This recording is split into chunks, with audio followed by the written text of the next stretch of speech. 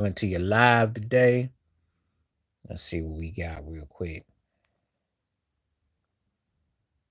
Let's see.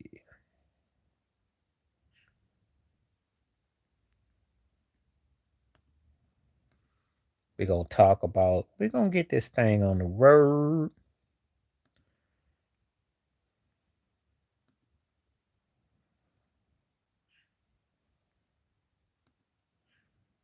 Gotta turn this joint on.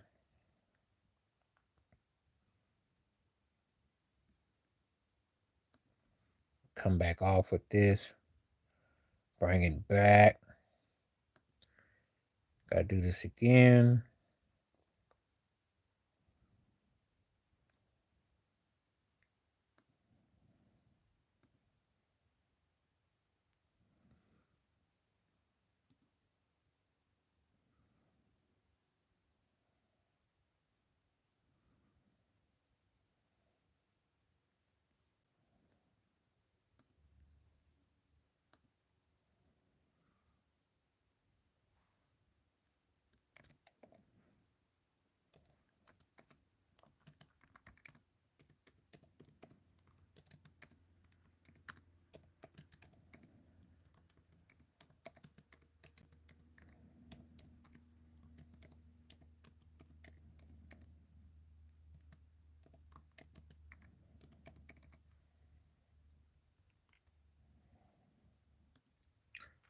So let me get this thing on real quick. So live and clear for you today. The question is, it's one I was gonna do yesterday, but I decided to do the one about the prince. Well, but it's about Denzel Washington. He says he doesn't believe in cancel culture. Do you agree or disagree with Denzel Washington? Two-time Oscar winner, multiple award, director, the producer. Guy done had a 40-plus year career, TV, stage, theater. He done it all. So where do you come down? What do you come down on that? You know. Um,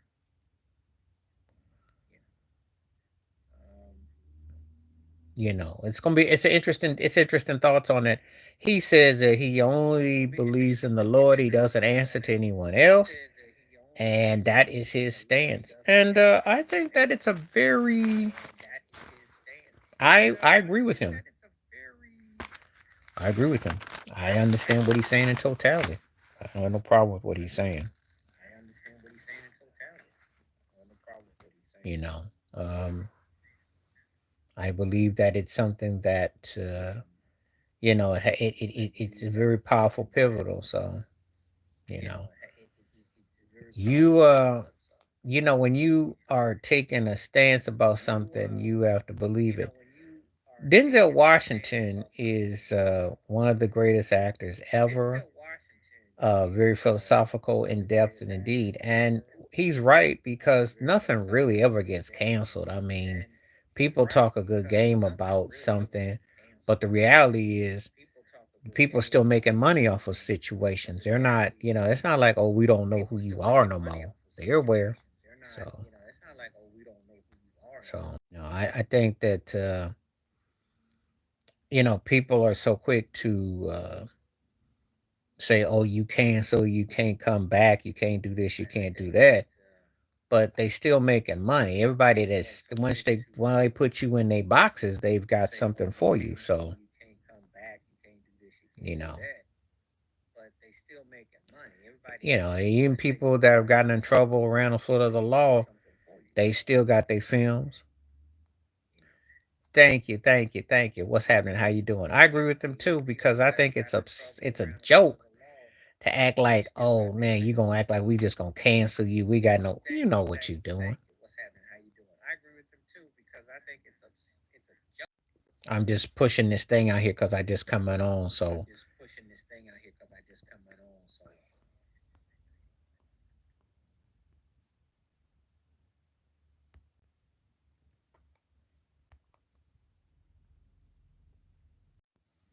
don't be alarmed if I don't be alarmed if the thing goes kind of like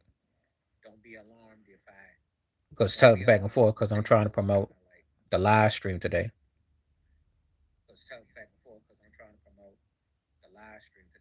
because they weren't going to. He did a play on words though. What I did some research on him. He did a play on words because he was mocking people's bigotry. Yeah, it's gonna be because I intentionally are trying to throw this thing out there so I can get some views on my different platforms. Because I got different apps and places that I'm trying to promote the show. So bear with me. It's not gonna be too long. So hold on.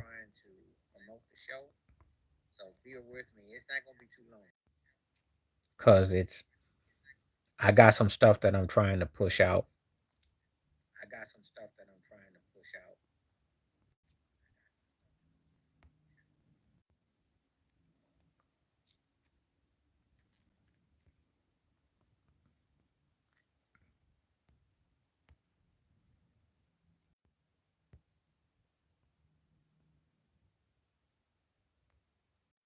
And what's happening is that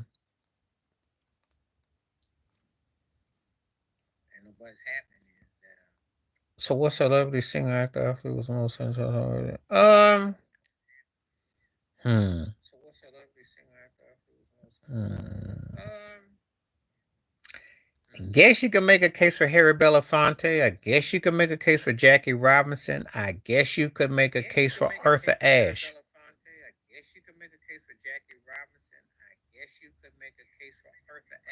You can make a case for Jesse Owens. You can make a case for Althea Gibson, Paul Robeson. The ones that spoke out on it, Muhammad Ali, the ones that spoke out directly, that's the ones I would say because there is nothing to be intelligent about. You have a high IQ for stupidity against stupidity. So it's as a matter you say what you see. The problem is the ones who don't say nothing. They're the dumb ones, and that's what's been allowed to.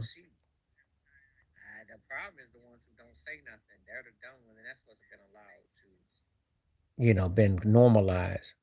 So that's a good question you asked me. Because I don't really look at anyone like and go, "Oh, you're smart because of this." But there've been ones who moved me though.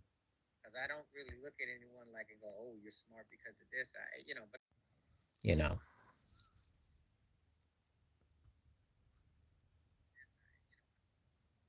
but I do think that like Malcolm X said it best in '62. He said, "If you're looking for athletes and entertainers to speak out on situations, you're gonna be disappointed. You don't look to them to because that's not their strong suit."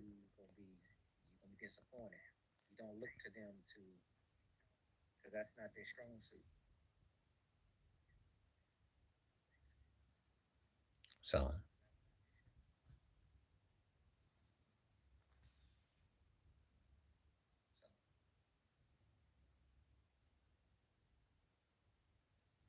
but anyway, that's what's up. And I am here now, so let's get to it.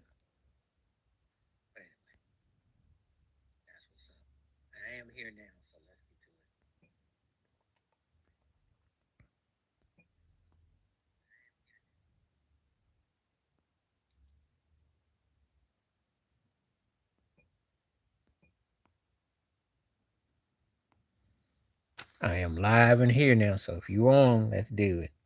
I understand it's gonna be kind of a slow day today. Some days are like this, so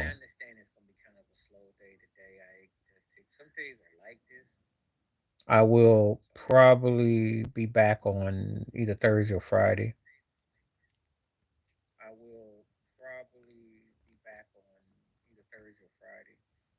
I'm gonna be doing like probably about 2 to 3 live streams a week. But again, it depends on if the rapport is good. If the rapport is strong, I'm there. If it's not, I'm, you know.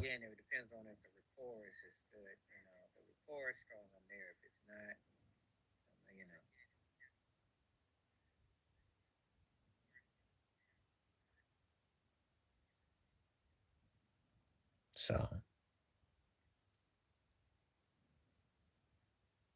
very important that we get to that particulars. Very important.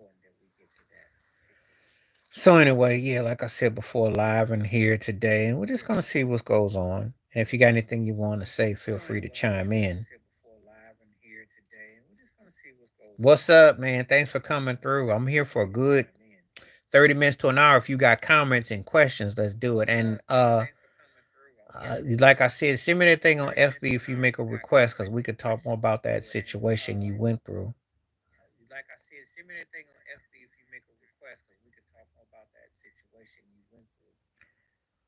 I heard something about Shaq getting trying to downplay his work ethic, and I'm so tired of hearing about people going after Shaq. The guy got 4 rings, 6 finals appearances. I don't know what else you. I don't know. I'm gonna tell you something. There's very few cats who got a better career than him. I'm doing a video about that when this is over with, and I will tell you what that was about. The ESPN plantation. That's called the Trump effect. That's a whitewash right there.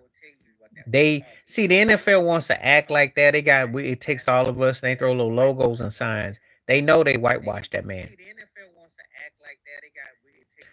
No, they sacked it. Spike is bought and paid for, but you gotta know that if you're gonna do it, you gotta put that thing on Tubi. Can't put it on the ESPN plantation or Netflix or something. You don't do that. What did he say? What did Denzel say?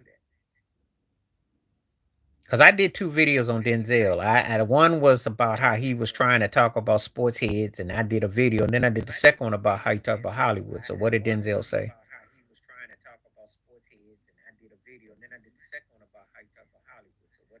What did Denzel do that was like fucking? Because I ain't paid it no mind.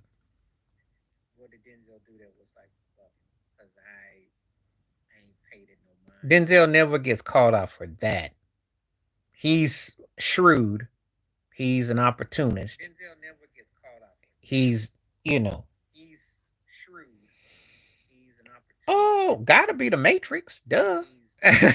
I mean, that was I liked him in I did like him in I like What's Love Got to Do with It, and I mean King of New York and uh, Boys in the Hood and Cornbread Earl and Me. I mean, I like, you know, he's had a great career. I mean, the cat did great to be a TV child actor to get grown, and then Blackish, she was impactful in that. So he done TV and film. So he's had, you know. So Ted, what did Denzel say? Because you said he bucked. I want to know about the. I want to know about that. What did Denzel say? That you said it was bucked. Trey Young ain't gonna get no extension. Maybe in his hair. He might get extension for a hair extension. He ain't get no extension for no basketball. Maybe in his hair. Keep his DeBarge perm in check. Keep his DeBarge perm in check.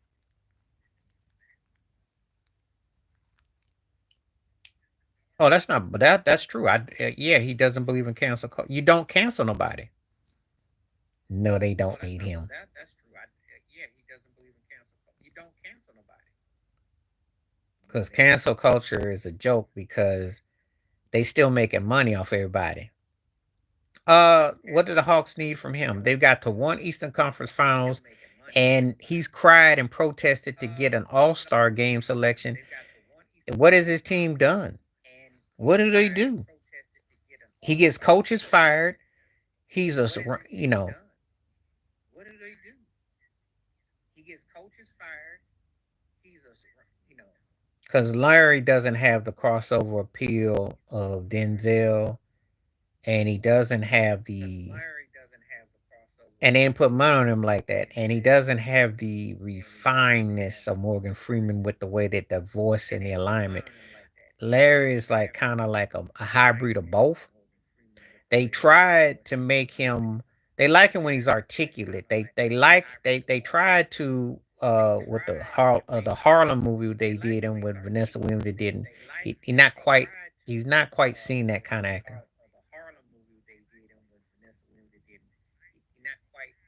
Oh yeah, yeah, 87. I agree with that. I know. I've watched Gary Vee talk. I agree with that. He should be. He should be. Oh yeah, that Laker team was something else. It ain't. Let me tell you something about Hollywood. It's Danny Glover. It's about cosmetics. If you don't sell like you can fit, you not gonna fit. Lawrence Fishburne was around before Denzel's thing and Freeman's got cracking. Okay, he was a child acting cornbread early than me. He was around way back. Denzel was just doing TV and stage, and Morgan Freeman with Electric Company and started on film. They just didn't. He just didn't have that kind of it. Denzel had the kind of it that they could market. So Fishburne wasn't marketed like that. And then Morgan Freeman had that old man vibe, but yet he kind of did side roles, which worked. Well, he played better defense than Magic. I'll give you that.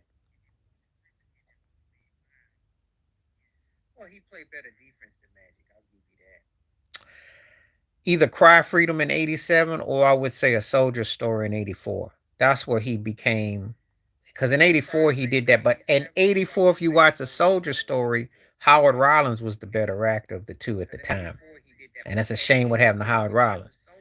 Denzel had a movie called Carbon Copy, which came out in '81, which was like him basically being like Jimmy J.J. Walker, which his career would not have flourished if he'd have kept that route, because he could not do comedy. It was not a good look. It was a, you know. Oh yeah, I knew that already. Remember something, man? I was around that time, and believe it or not, AC Green should get a Hall of Fame for just playing on that team because they had them pool parties. So if you're ever on YouTube, type in a show called uh not hard copy, but what's this show? God, I can't think of it right now. Cause they were around before hard copy. I can't think of it right now because they had a show on there where uh Prince, when he was with Kim Basinger, was driving out the car real fast. I can't think of it right now. But when I do, I'll get back to you on it. But anyway, they had blurry the way the at the pool. It was crazy. You can type in old Laker pool parties and news. They had little segments about it. It was crazy. It was crazy. A current affair. That's what it is. A current affair. Type in a current affair, the TV show from the '80s, and then yeah, yep, that's what it's. Thank you, Charlene. Yep. They had a whole little segment about it. It was wild. They showed the pool and Magic was grinning. Yeah, yeah, it was wild. And Pat Ryde ain't say nothing, so but they knew. They knew. Everybody was in on it. Derek Fisher missed out being on the. He was on the wrong Laker run. He would have fit perfectly on that one. Yeah, he did. But I'm gonna say it like this. This is the thing. The guy played to where he was in the play. The where he was. He was light in Orlando. He bulked up in LA. He got bigger. I don't know. I ain't really. One thing about Pat Riley, his stuff has been low key. I never heard nothing about on the streets. I heard he got into some bar fights. Oh, asking the preferred. Okay, Charlene, I'll say it like this: Current Affair was real tabloid trash. Hard copy was like selective trash. I think Inside Edition was a little bit more professional with how they did it. Bill O'Reilly worked there, so that's how I would describe it. I forgot where it was, but he got into it and he talked about it. But they probably, I mean, look, Shaq had an issue with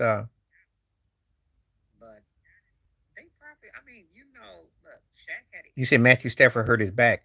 Shaq was upset with Jerry Buss for being flaunting his freak. So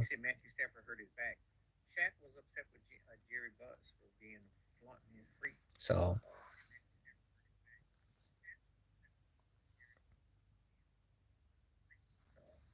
it's real. It's real.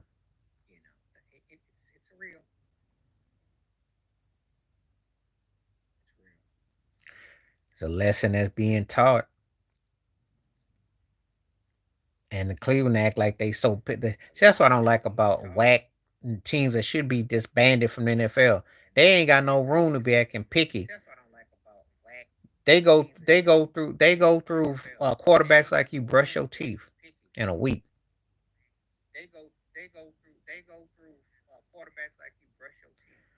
They just trying to make they trying to drag it out like they got some big mystery. The only mystery is will they win 5 games. That's the only mystery. Nobody gonna sit around talking about no Cleveland Brown. And Miles Garrett gonna look like he didn't, snorting something. Cause they know that they just don't they underachieve.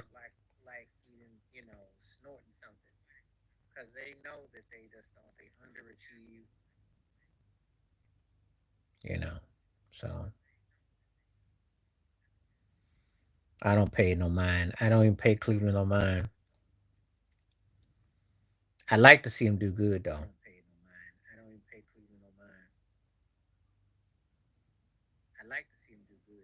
Um, first of all, the way that guy had to wait 3 days to get drafted is racial. That's because his daddy wouldn't sacrifice and say he wanted to come and play a head coach. They know good and well Sanders is better than a lot of the cats. That's just them flexing as usual.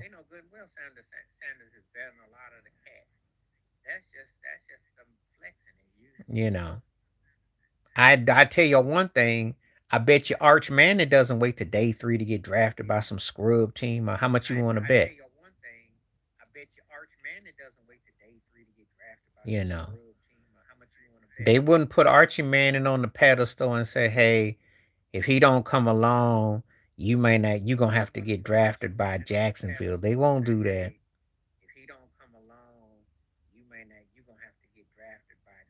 Oh, I know he gets hate. That's why I defend him. I already know because he. That's how you know he's a brother. He gets dissed with when he they don't want to see him doing it because he's getting in the way of their dreams. He ain't Tiger Woods all the way.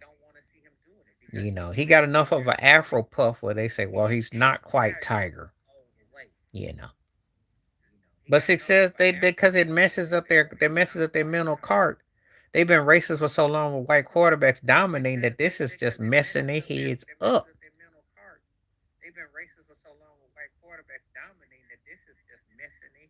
None of them for me.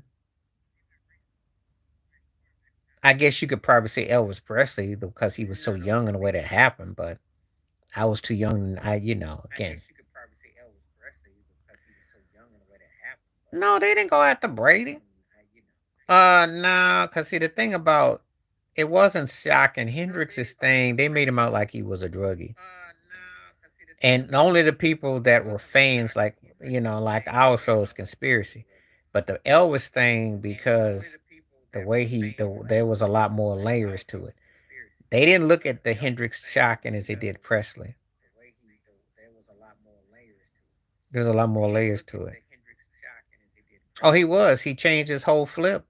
He got a black band. He got more funky before he left, and but more importantly, he wasn't gonna give that man his money, and they held him accountable. They had things about him, but it wasn't shocking what's happening. It wasn't shocking in the sense the way the Presley thing went because they got romance. Yeah, I remember. Glad to have you come back.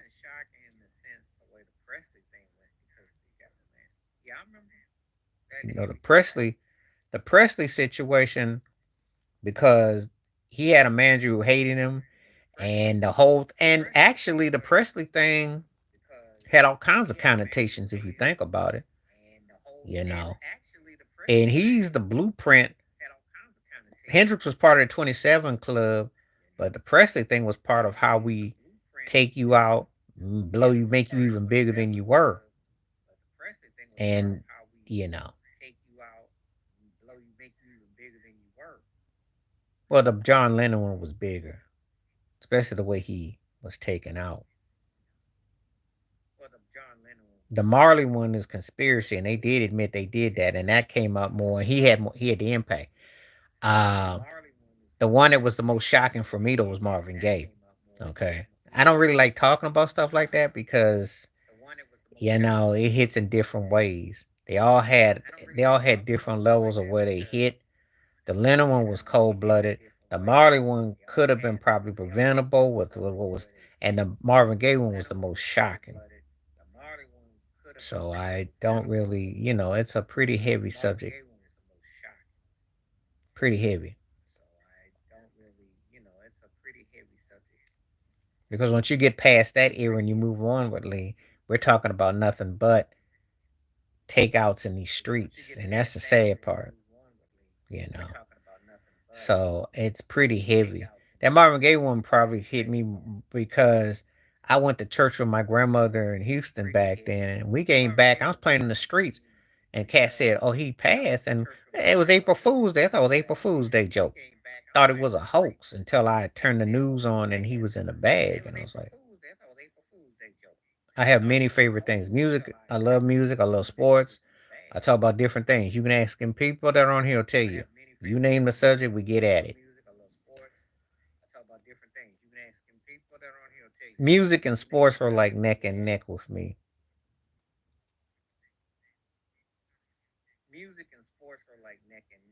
I think the 60s. I think you already answered your own question because you can't get more heavier than the 60s. I mean, think about it. You had JFK and RFK, Malcolm, Dr. King, Medgar Evers.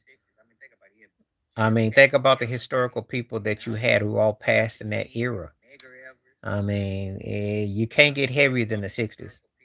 That was heavy. Fred Hampton, Black Panther. I mean, you had a little bit of everybody associated with everything. That one probably was the more heavier from a historical perspective.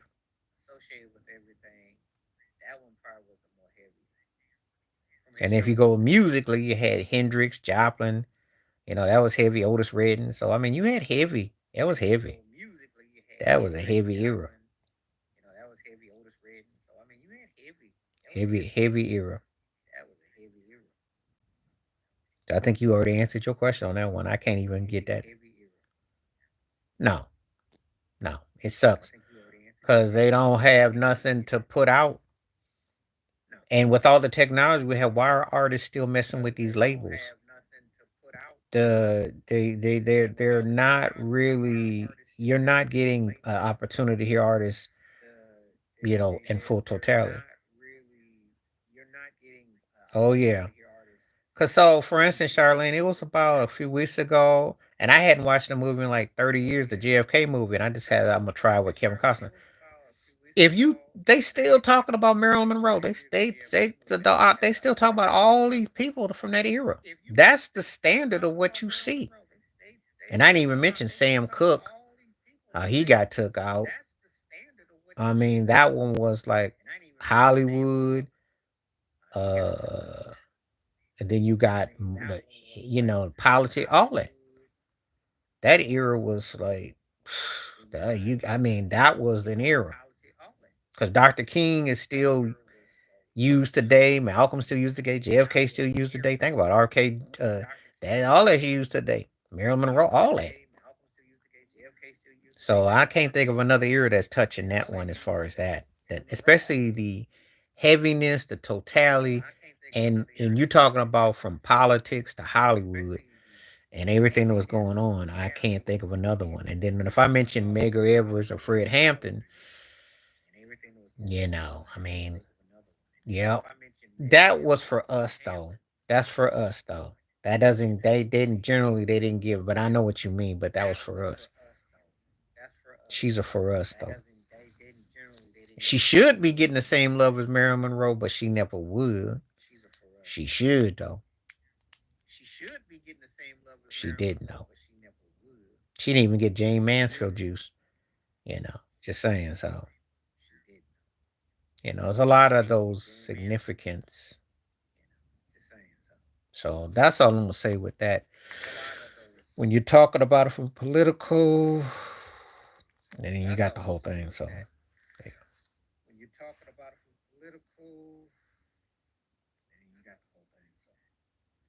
I think he's being honest in the sense that they're notorious for slow starts. Their defense is janky, and they got to go through Baltimore. The AFC's tough. He being honest. I don't know. I'm gonna start Marcus Allen. I'm gonna bench Barry Sanders. I'm gonna cut Emmett. And you asking me, so don't because Marcus Allen got deprived out of 4 or 5 years. You know good and well. And I all due respect to Bo Jackson. Marcus was a league MVP. Are you kidding me? I'm starting him over Barry Sanders because he was just as good as Barry, and he got more out of his usage than Barry. He was a league MVP, and he was a Super Bowl MVP. And remember, he got whiteballed by Al Davis. Yeah, Marcus was bad. I know what Barry Sanders had a better career at the overall, but Marcus Allen, come on now, Marcus was bad. I'm taking Marcus. That didn't mean that I said Marcus is a better back. You asked me who am I starting. Barry's gonna get the edge though. I'm gonna start. I'm gonna have to start Mike Evans. I like Mike Evans a lot. He's underappreciated. And then I'm gonna have to bench Tim Brown and cut Devontae Adams. Because Tim Brown is almost forgotten, but he was bad, and I think Tim Brown could get Devontae Adams. He was bad with the Raiders.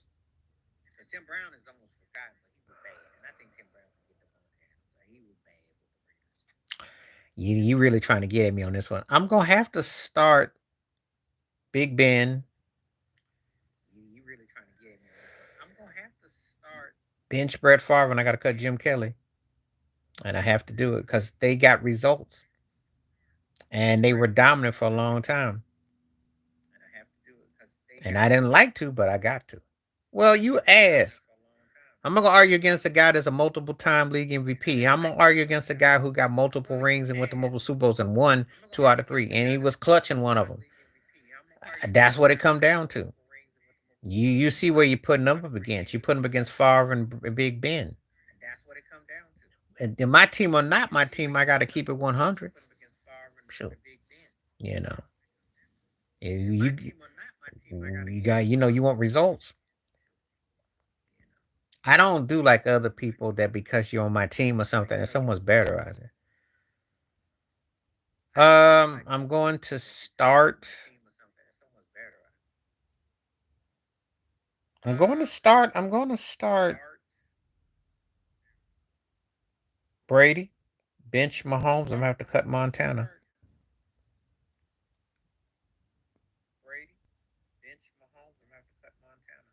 And I love Montana, but Mahomes got a lot more upside where it's going to be, think about it. He's one ring away from Montana, and he's already, so that's kind of unfortunately. And the thing about it is, ironic thing, Montana might be my favorite of the three, but, when you look in totality, but I got to do that. But you got to start Brady though. He had two different lives, and incredible how he was able to endure. And I tell you like this, Brady's got the career that LeBron James should have. He's got the career.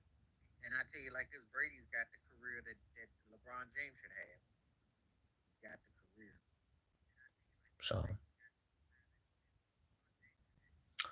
in terms of starting, bench, and cutting, I didn't say all time. There's a big difference. Okay, let me reemphasize. Barry Sanders is one of my 5 greatest running backs ever.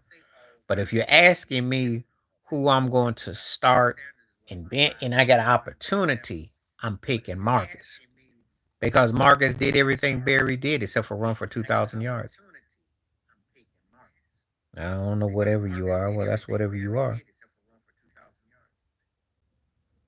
Aside from 2,000 yards in the season, what did Barry Sanders do that Marcus Allen didn't do? And Marcus Allen led the Raiders. He was an MVP in '85, 40 years ago. He was a Super Bowl MVP in the Super Bowl. So the guy won on all his levels. So what else you want? I mean, Barry got the more better career, but if you're asking me who I'm start benching cut, I gotta take Marcus over him. He did more. But if you're asking me who I'm start benching cut, I gotta take Marcus over him. He did more. I take a change is gonna come by Sam Cooke, or I take Fight the Power by Fight the Power by Public and Isley Brothers. And I would say Future shot Curtis Mayfield. Obviously, What's Going On by Marvin Gaye. Little Ghetto Boy by Donny Hathaway.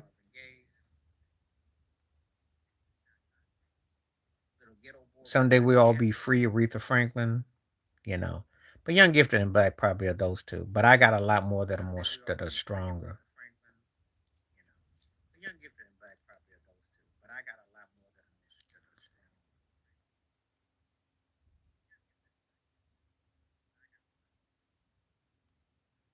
If I recall, I got to choose who I chose.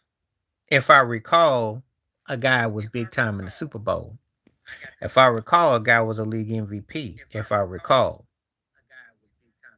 And he had a quarterback in the name of Mark Wilson that was his quarterback, which kind of offsets what Detroit and what Barry Sanders had. So if I recall, that's my choice.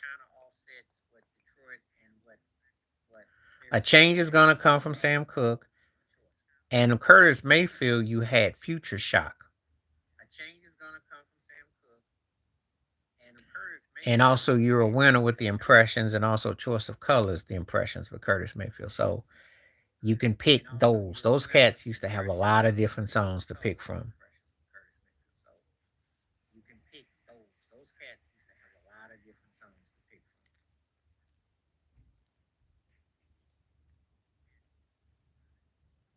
So.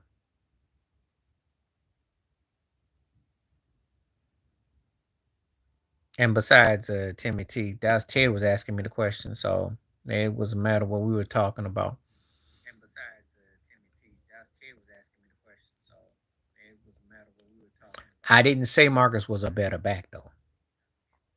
I didn't say he was better than Barry. I said who I would start benching cut. I didn't say Marcus was a better back. And see, when we're doing running backs, start benching cuts different than when I do quarterbacks. But even saying that though, you know, I could mention. But even saying that though, I would say with Sign the Family Stone, Everyday People. Thank you for talking to me, Africa. Um, don't call me Whitey. There's a lot of Sly and the Family Stones, so you know. Everyday People don't really hit me like that though. So Ted asked me the question, so if you want to stay on this channel and you be respectful, okay? Because I already addressed what I said.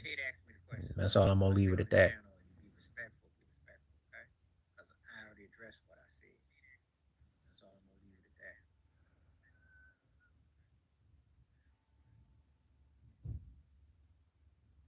But there's a lot with Sly and the Family Stone on. Mm-hmm. I already told you, Young, Gifted, and Black.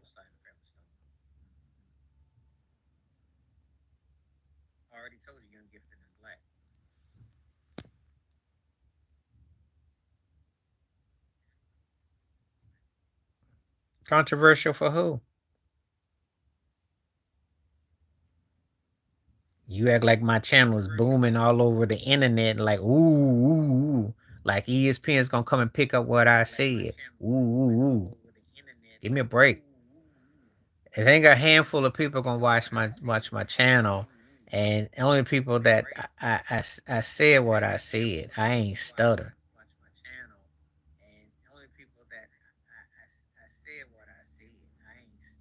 Marcus Allen was my favorite back in the 80s that I like.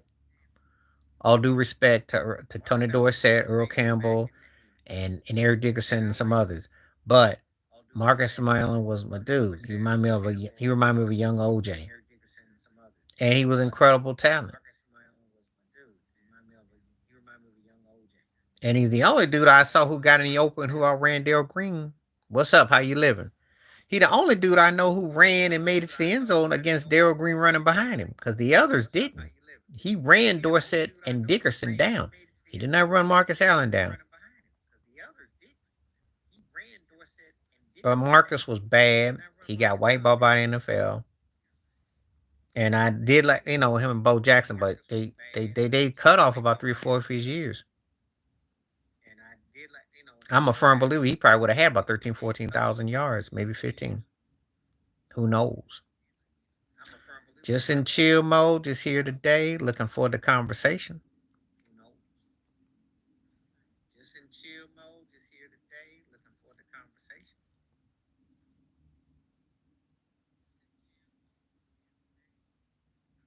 I'm doing all right. How you doing? I ain't into all that. This ain't the gossip happy hour. You asked me about who I thought it was as a back. And you asked me about his personal life. And who I pick and start. And not into his personal business. There's a lot of things about Marcus Allen I kind of know about. I'm not going to get into that in that situation and capacity. That's not what we're here for.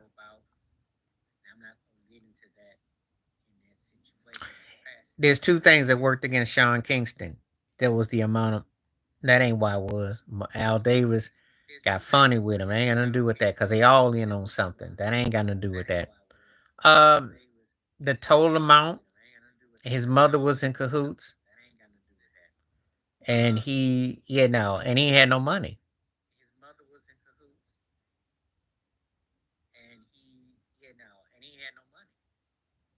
If he had the money, they probably would have cut that thing like an afro and cut it in half. So he when they went to go make a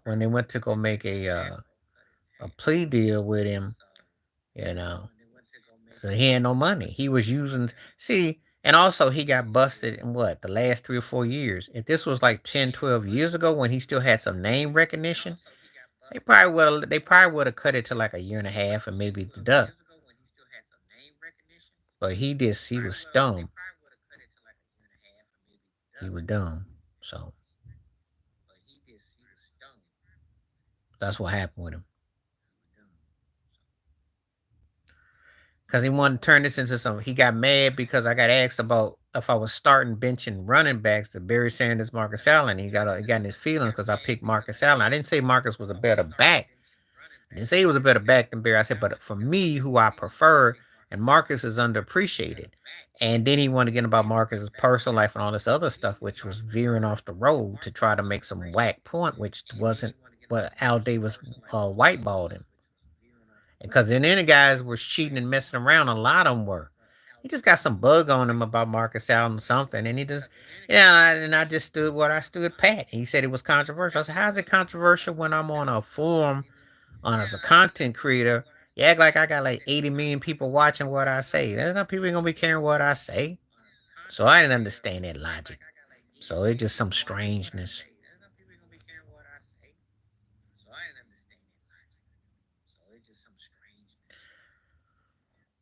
Except the thing about it is Marcus Allen had pizzazz too. Did you see the Super Bowl cut against Washington when he did a reverse? He did an OJ turnaround and ran to the house, and even Darrell Green couldn't catch him. So he had all that. That was flair. He could throw the football too. He could catch the football too. He was he was an all around talented running back.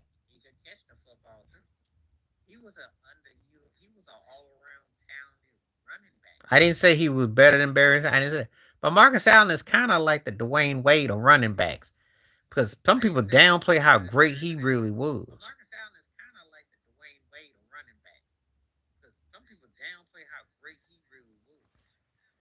Yeah, I'm not gonna. I don't. Because once we get past the statistical standpoint, Marcus Allen is one of the most disrespected great running backs I've seen. A lot of times people hold people up because of what they accomplish. I mean, it's kind of like, yeah, Eric Dixon ran for a chunk of yards and he had that big and he broke OJ's record.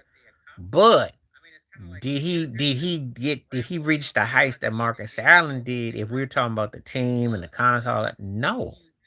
No.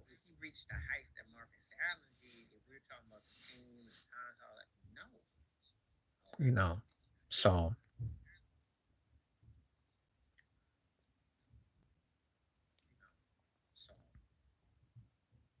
yeah.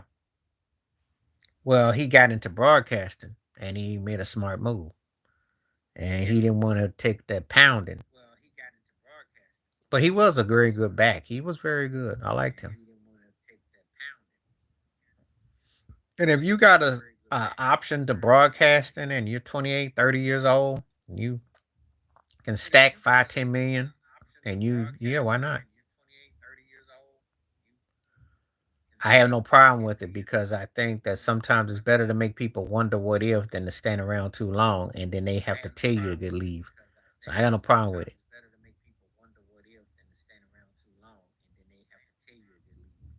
70s, the 70s,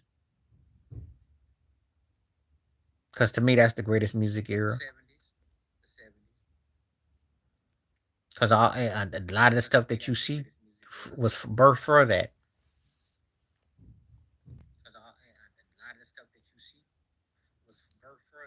And to me, that was the most challenging era there was.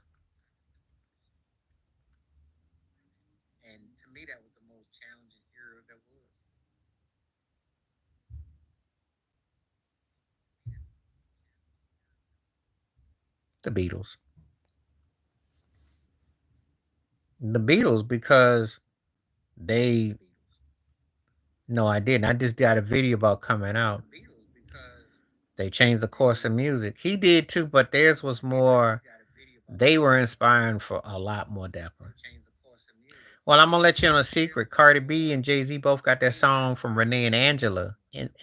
Imaginary Playthings is an old song from 1981. So please let YouTube be your friend. That's where they both got it from. People don't even know the original. Neither one of them. They both suck. Give me a Renee and Angela's version. When you hear Renee and Angela's version, came out in 81. And how you gonna sample the sample? That shows you how lazy these turkeys are too. Yeah, the 70s for me is the greatest music era. It came out back in 81. Ain't nothing new. Well, you gotta go to YouTube and listen to it. It's been out. Renee and Angela did the original. And Jay Z sampled it in 97, and now Cardi B done it in 2025. It's Imaginary Playthings. That's the name of the song.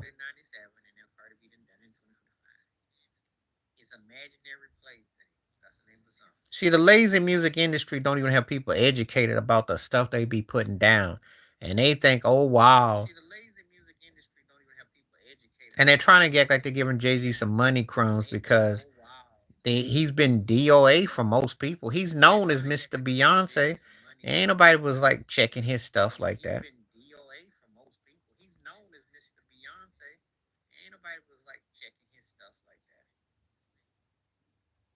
She didn't give nothing different. She don't really have the heart to make music. She wants to be a social mover. She ain't pushing no career. She's slow. She ain't Sade to be taking 20 years to come on some whack club beat songs. And she ain't talking about nothing. You know. She ain't doing nothing different. Ain't nothing there. She just a stripper impersonating an artist. That's all that is. Different type artist, but not really, because first of all, she has enough of a imagery that people will kind of check her out because she did do a remix with Bruno Mars. She's done movies. She does enough to kind of social marketing. But I don't think people today care about your albums because they really don't. I mean, we're not in an era where people are brick their record stores. So no, it's not even about that. She's basically a thought, and she knows how to play the game.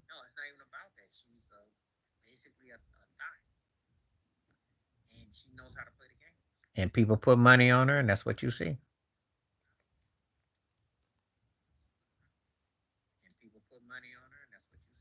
You know, there was a time when, like I said, you know, like she Sade and take 20 years to put a record out, but you know,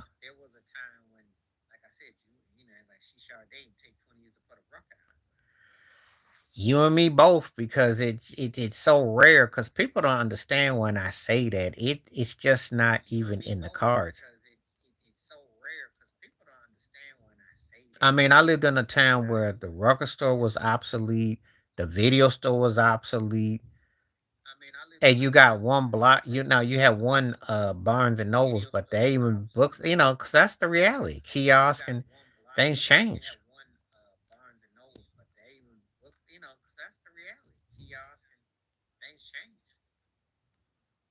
and I got used to it too.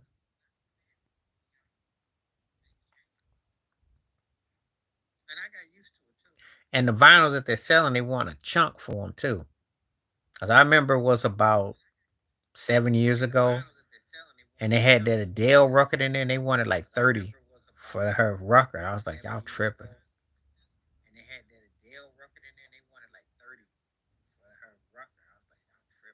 They make a chunk off of that though,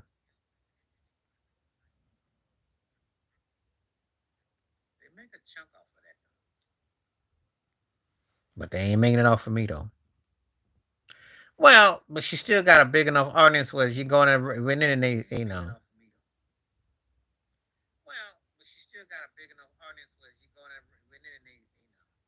Can't get anyone's name in the orange, but I don't understand.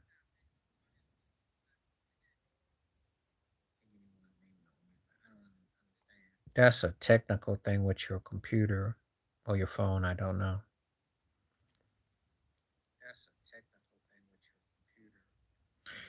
She's got an audience. That's all that matters. You know, we're not always meant to get everything. I mean, I know what she's doing. She can sing all right, but I wouldn't buy none of her records though. I don't. I'm not really. I wouldn't buy. I wouldn't be caught buying none of it.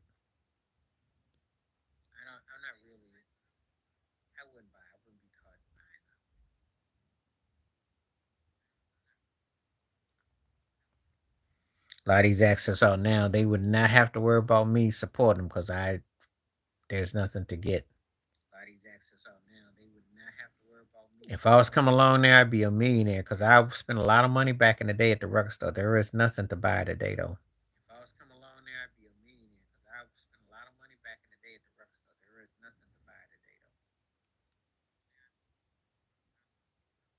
Only like Aguilera, those three.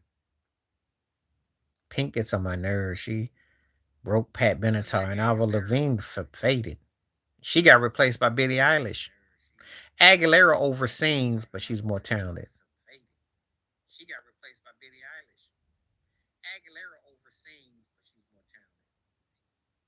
Oh, I don't know. I haven't messed with that. Only one I'm on Substack.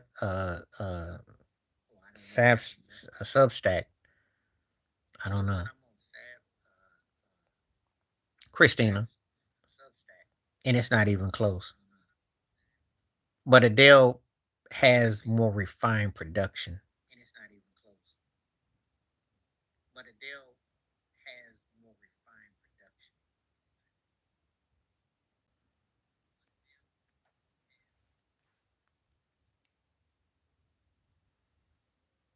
Yeah, but I real didn't last as long though. Eilish has lasted long.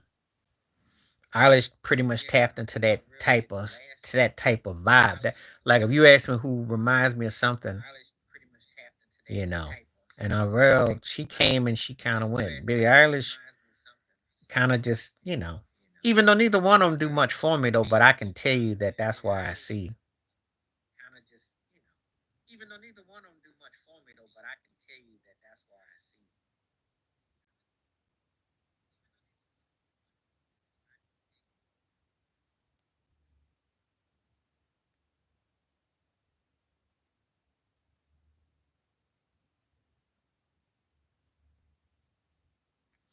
There is nothing to listen to.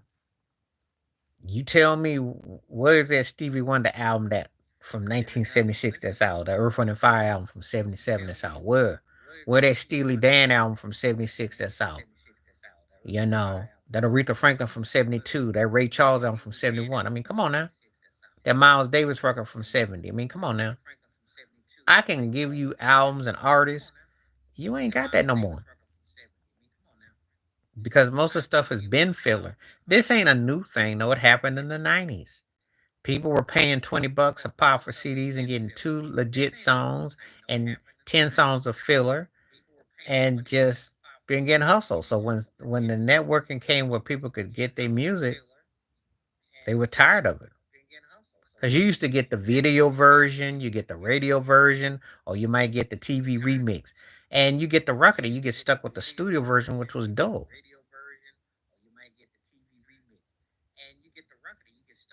He was the most dominant R&B artist, the last one.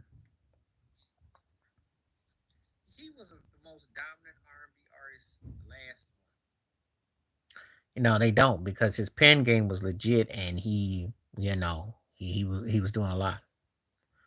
I know exactly what you mean. That's why I said before, if I was coming along now, like if this was my like if I had been like a teen the last 15, 20 years and come along now, I'd be rich. I spent too much money back in the day. Oh yeah, R. Kelly was the most dominant. He was the last dominant. He was the last dominant artist. Tell you right now, he could do better music from lockup than these cats out right now. He did that residual track. He jumped on that Chris Brown track, and people were hyped for a couple weeks. I mean, I already know.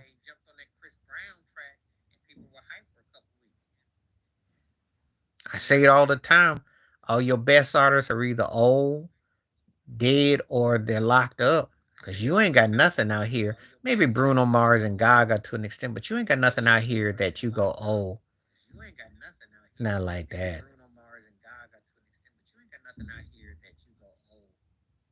Mm-mm.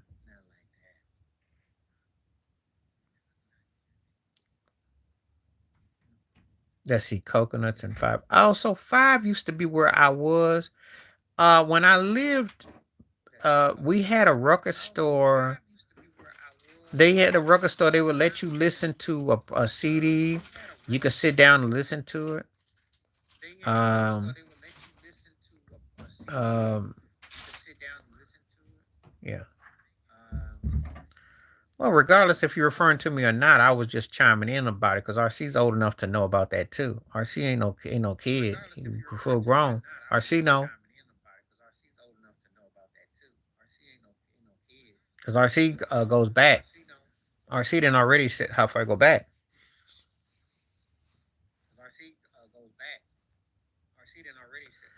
No, they don't. But see, they'll tell you Beyonce. They'll tell you that they had Usher. You know, they've had people that've had success, but there's a difference between having hit songs and then having quality. There is a difference.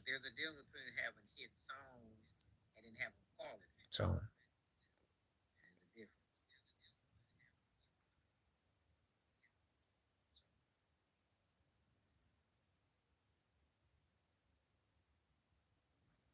but this era is tough too.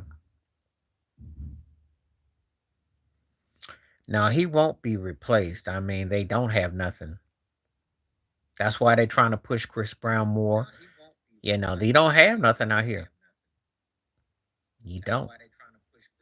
You know, I mean, and you people are still talking about Babyface, respectfully so. I mean, there's nothing that's.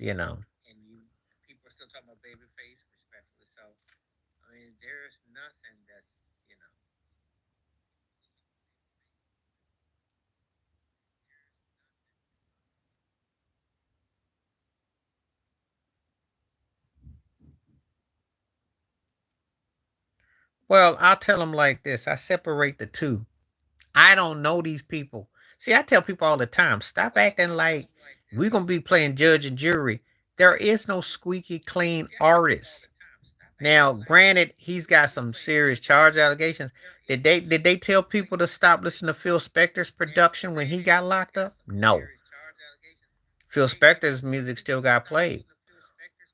Harvey Weinstein, I was watching Jackie Brown for about the 20th time the other day. He's on the credits. Goodwill Hunting. So do you stop supporting them? It's all part of it. Does Woody Allen get told because of fine? So now.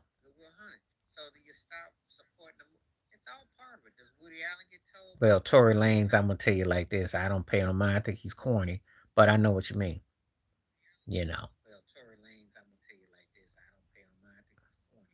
You know. But I'm just saying, look, people be playing judge and jury when they're selective of who they want.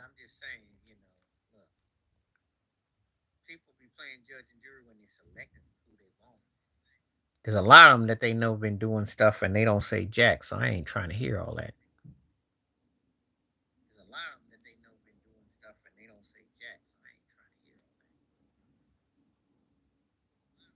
Nah, you talking about Tory Lanez? No.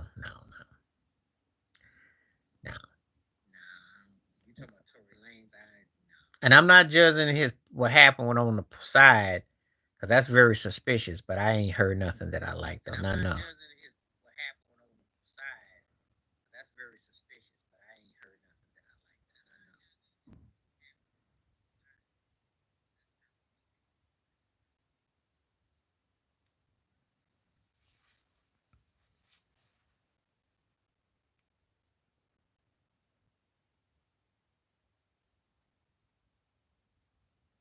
So but everybody, like I said before, people's entitled to what they likes, and more power to them.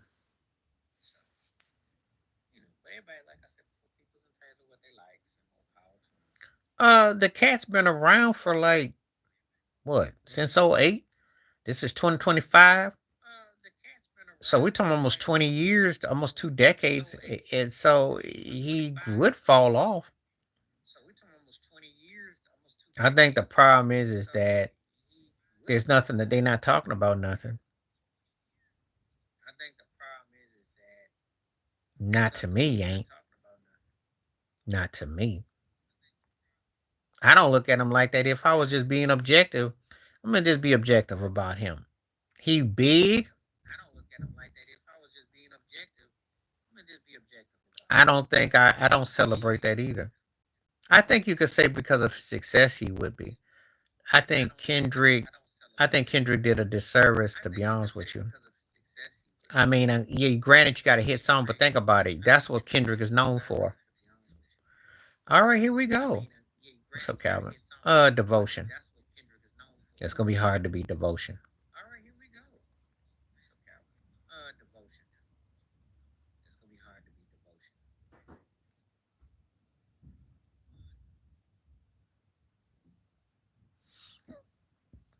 I think Kendrick is a very dangerous situation because if you a diss track is how you're known, but when someone comes for you, those things come and go.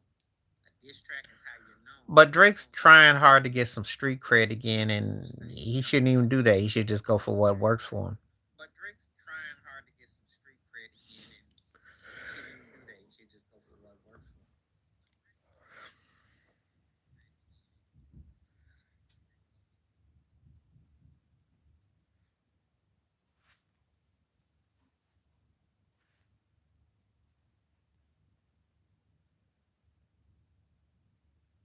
Mm, I don't like to think like that. I think more of what I would consider second, third tier. I wouldn't want to say whack.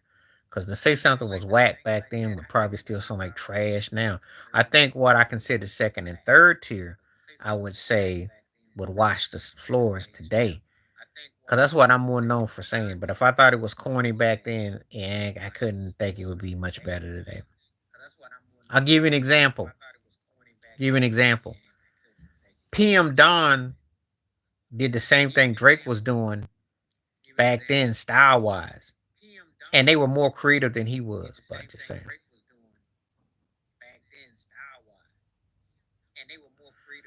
Well, John was catchy because he had the sing song thing with Ashanti. I think his skill set was pretty pedestrian, but the sing song thing with Ashanti was very impressive.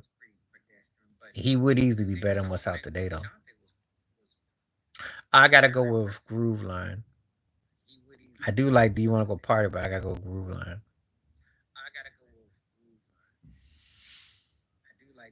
I like both those acts, but I give Heat Wave the W. No, they were decent for what they were.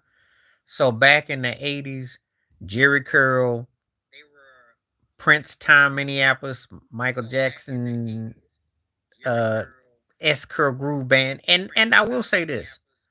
I like some of the songs they did, but not a lot. I did like some of the songs they did, but not where I thought they were great or nothing. They basically were a radio format band that came along and could emulate something and it worked. But they weren't like, they were never gonna be taken seriously. They had catchy songs and it worked for like a low budget kind of way. Yep. I had that tape back in the day because Dirty Dancer. I had that back in '84. Well, that's to you. If you're a Minneapolis fan, you look at them as like a junior whopper, okay? See? Because I was watching a special last night, Calvin, on Funktopia with Michael Bland and also with Jesse Johnson. He talked about them.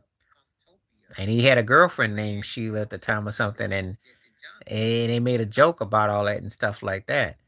They could play all right, but they weren't like, come on now. They weren't like that. They what? You put Ready for the World up against Lakeside, what do you think gonna happen?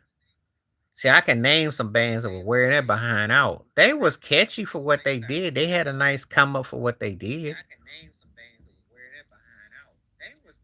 I mean, oh Sheila, if you listen to the groove, the riff, they just they just took that whole groove from Prince's Lady Cab Driver.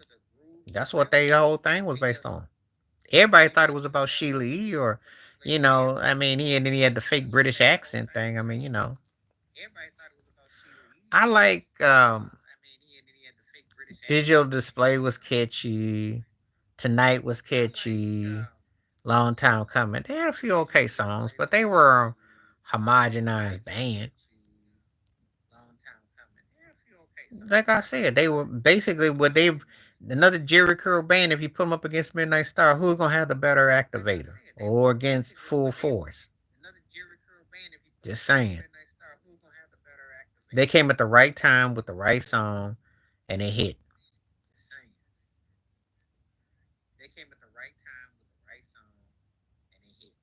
Yeah, oh yeah, it's in my top two as far as the album goes with him. Single Life. Gotta get you home tonight. Because Eugene Wild had a distinctive sound there for a moment. I listened to that a lot more. But I will say this for Ready for the World. Keith Sweat owes a huge debt because that nasal singing was huge. It was Midnight Star. It was Midnight Star. So curious. Because Atlantic Star never did a lot of grooves like that. I like Mary Goes Round. That was tight. 1999 mops the floor with Purple Rain easily. In fact, Purple Rain was the start of what divided his fan base. Because he kind of whitewashed. I thought Purple Rain was kind of overrated. I mean, I love Does Cry, Baby I'm a Star, Depend on My Mood with the title track, but I never really that big on the Purple Rain album. I just thought it was kind of, I don't know, it worked alright for the film, but I never was blown away by the album on the whole. 1999 to me was his, to me, that was the last great in the era that he did for his production goes. He had his style, he had his sound, he had his aura. He really, he laid the gauntlet down. Here, that's where he was like, yeah, to me. I won't say off the wall mops Thriller because I'm gonna say it like this. Thriller had great songs on it. So I can't say that. But I'll take off the wall. But Thriller had great songs. You can't argue against how that was.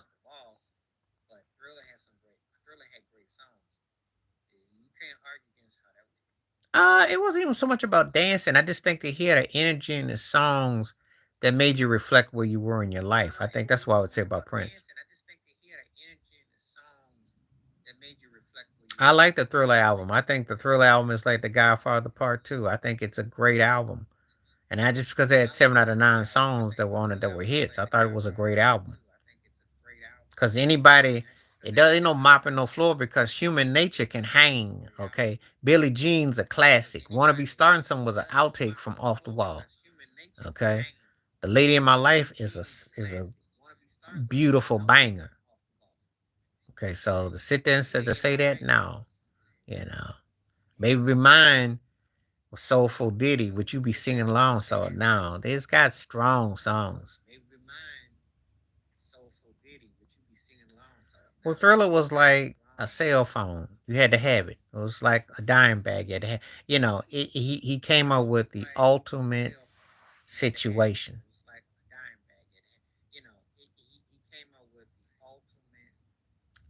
I think I'll take Spring since I'm going down, but I like Robert Palmer better as an artist, though.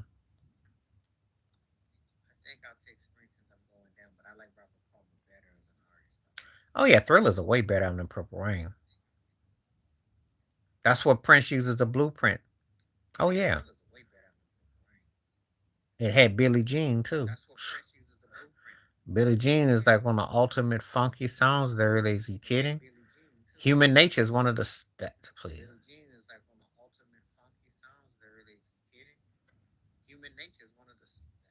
Lady in My Life. Want to be starting something that's cold. There's a reason why people bought the record, and it ain't just because it was all kid friendly or soft. It was a great album.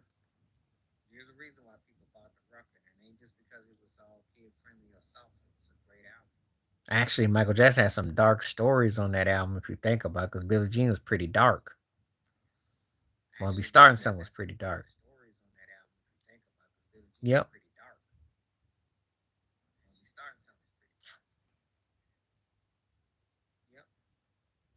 That's a matter of opinion.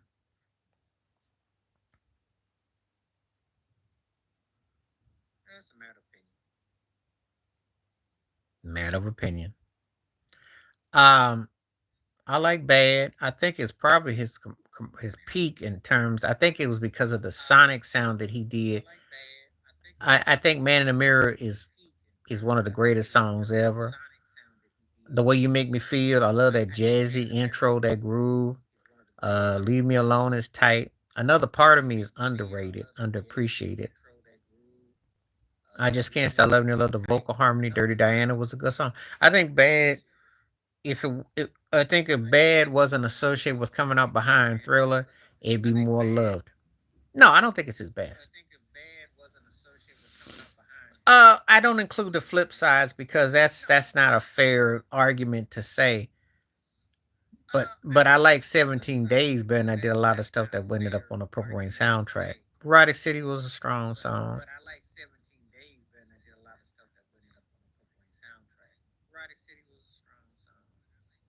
You know. I think the one thing about the Bad era is that it's probably the era that you could probably get the best outtakes and the more concepts from him. I think he was definitely showing a lot of progression as a writer and different things. So yeah, that's how I look at it.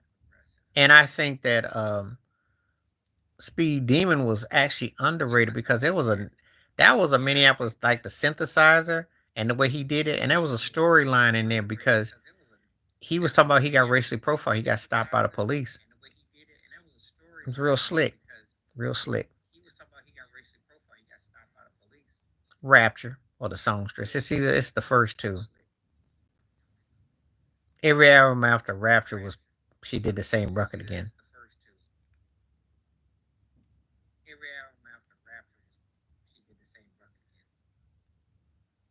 Yeah. that was, you know, that record was like that was a very distinctive record. You know, I still listen to it to this day.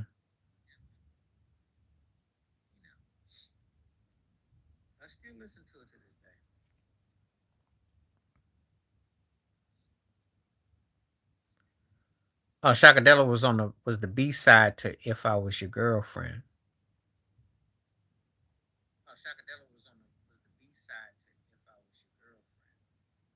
because that was the second single that he put out. Um, I like compositions, but all her records were pretty much the same. Like I said, the 182 and then Rapture. I did like my Sweet Inspiration, Soul Inspiration was my jam. I like the songs. I like some songs from projects, but I didn't listen to her because there wasn't no money in it. There wasn't no money, and she ended up getting her masters back. And why would you put your stuff to services when they only gonna pay you pennies on the dollar?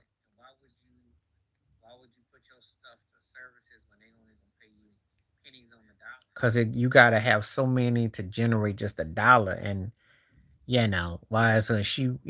So I understood.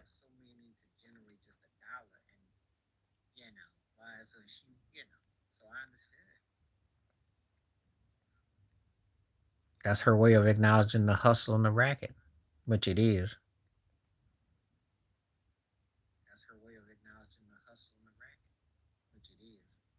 You asking me which one I like the best of the three? Which is not a fair question because they're two of them are kind of similar, but they're vastly different. So, um,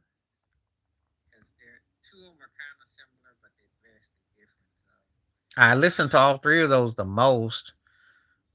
If I had to pick which one I would listen to, I'd probably say I listen to Rapture the most of the three.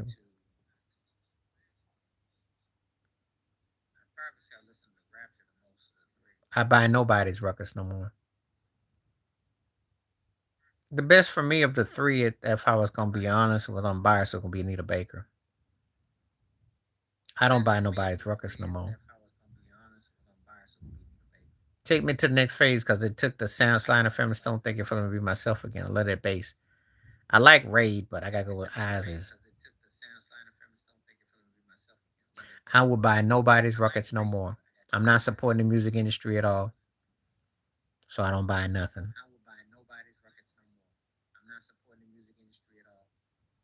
Besides, the money doesn't even go to the artist no more,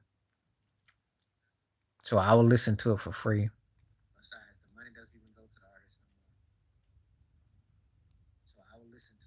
And until they do a better way of taking care of the artist, I can't support it.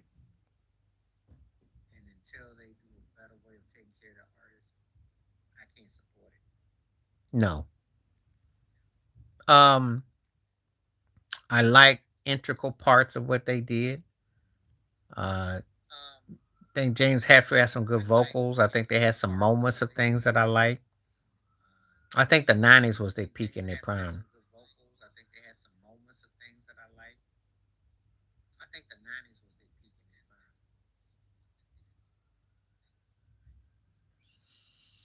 But when Lars Ulrich got all prim and pompous against Napster and like whatever, they were more bigger. They had some stuff that was alright, but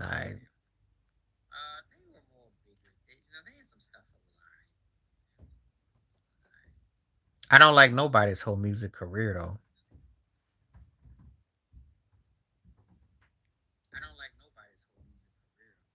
and especially people that I'm kind of okay nonchalant about.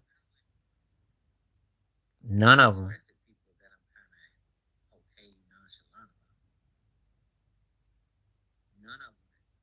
because they all been flawed. I mean, if you make enough music and you have a longevity, you're gonna put out some duck songs. Wiki wiki, oh wiki wiki, man, come on now. because that was the jam. What you mean about Outkast or Biggie? What about him? Biggie's thing was it'd have been interesting if he could have made without have been associated with Diddy. We'll never know. Uh, and then some of that production stuff was corny, but he had to do that with Diddy. So some things, but he had enough of a flow. Outkast, I didn't like that. I didn't like the whole world. I didn't like the. I didn't like that last soundtrack that they did. So no. Oh, everybody misfires in the catalog. Ain't nobody not misfire. They're not above redemption. There is nobody that I'm gonna sit there and say, "Oh, they did everything." No, no, because they got songs I don't like.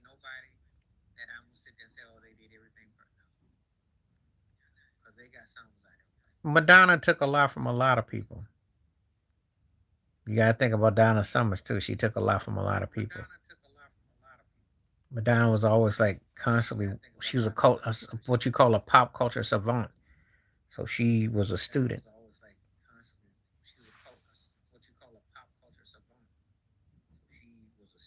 She watched and observed, and she took this and that.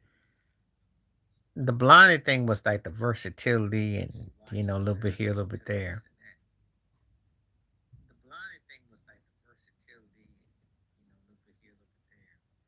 But she had, there's a lot of little things that she would do. She was good, not great. It would have been interesting if she'd have got more Americanized with her music. I think she had some. I think she had it. She was decent. I liked her. I thought she was cool. And definitely room for more growth. I think she could have been on her way to something more. George Michael Monkey.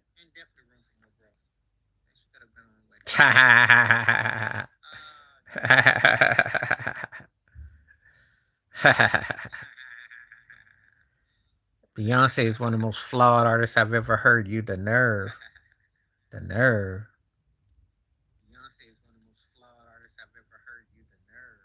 Come on now. Good and well that that's a joke. Where do I start? She doesn't even have what I call quality songs in the Cadillac.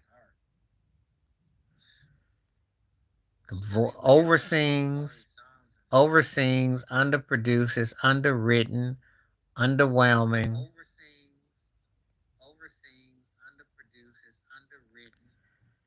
She can't articulate worth jack, and it's no growth.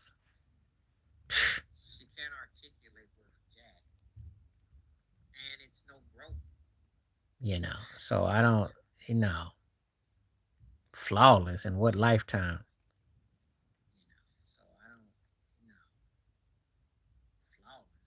We're talking about her music career. We're not talking about her personal career. And she's gonna have a scandal. It's just coming. You see.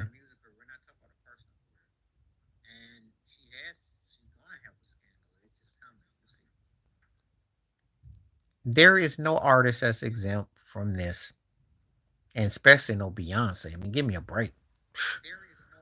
The music is most people I know think her sister makes better music, and her sister sucks. Solange is like a third tier Latoya Jackson type.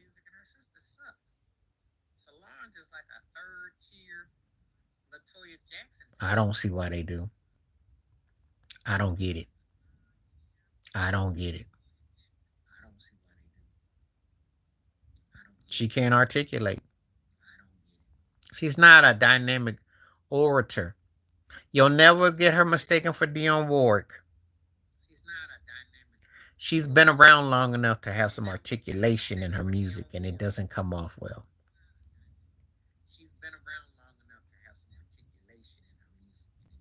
Lauren Hill. I already know why we like her. I know why they like her. And they said it in a Rolling Stone article about 20 years ago. I was remember she got a cover story and they said because of how they used the exact term. It wasn't because she was some great songwriter, but that mess. She's overrated. But she looked good and she got marketing behind her and she had at the right time. She was a non-threatening and she came at the right time and hit.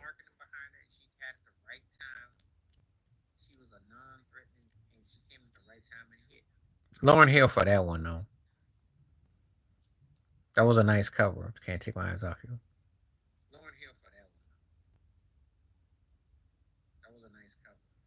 I don't care who she is not this deep juggernaut. You're not gonna sway me about Beyonce, so you're talking to the wrong person. Yeah, there's I'm going by what I hear. Prince tried to teach her some chords and told her to learn some structure. She did not take heed to him. She did not take heed to him.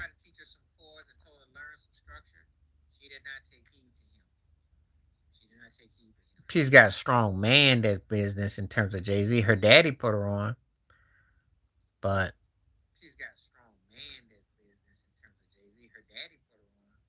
I don't see the hype.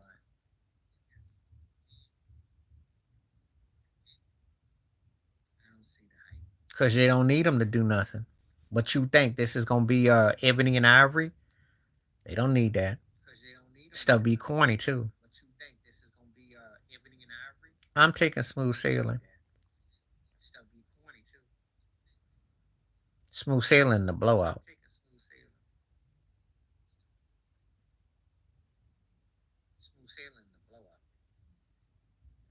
Ronald don't age vocally. His stuff is still on another level.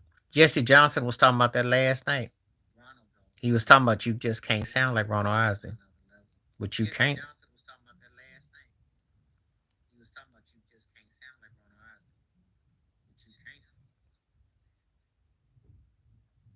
And what you want me to? What you want a cookie for that? She ain't half as talented as Gaga. Gaga mops the floor with her as a musician.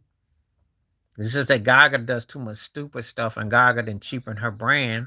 And Gaga played herself like a Junior Whopper Madonna, and they ain't came up with the right songs, and that's the what hurt Gaga. But if we're going by talent to talent, Gaga wore that butt out. I know what it was because I bought the tape when it came out. I used to have what it was Ronald and Rudolph. They were on the cover. They were all like at some place and wearing white suits. I remember. And I remember that sound because Angela Winbush had a distinctive keyboard sound. I remember because she used that sound on quite a few tracks.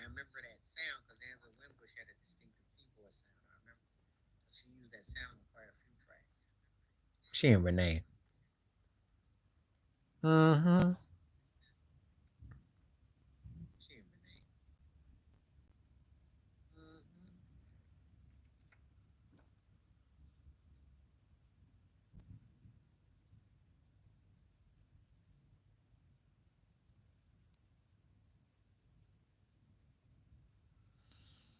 Let's see, man.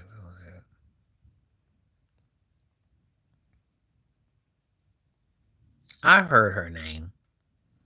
I'm not just gonna just say anybody. You know.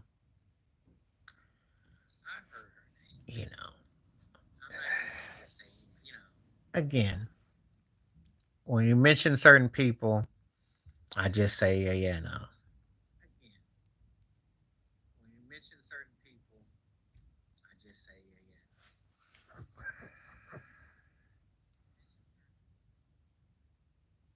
Yeah, music could just be music with me. I don't put no titles. I mean, that's for others to.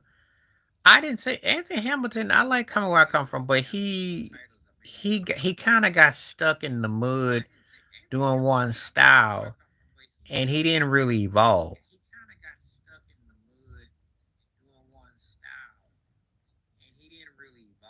He's like a triple Junior Whopper, broke Bill Withers type. Down on your luck, brother, who didn't get the right song.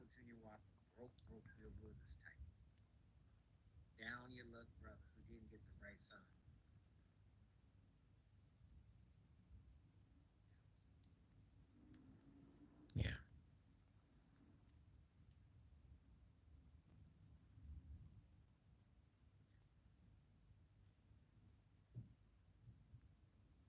Well, I don't even waste my time with that because they all sound like they all stripper music, and they not.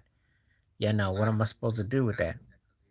And they all cookie cutter, and they all have what you call a 15-minute span combined. That's pretty obvious if we mention all four of them. Spice, Ice Spice, Cardi B, Meg The Stallion, and you could put Sexy Red in there, and they all the same person. I would say Nicki Minaj, but Nicki got a little bit more skill set, but it's all the same. I mean,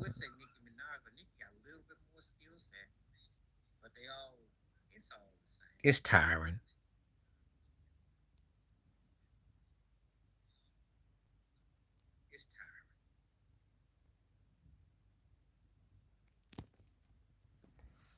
Okay.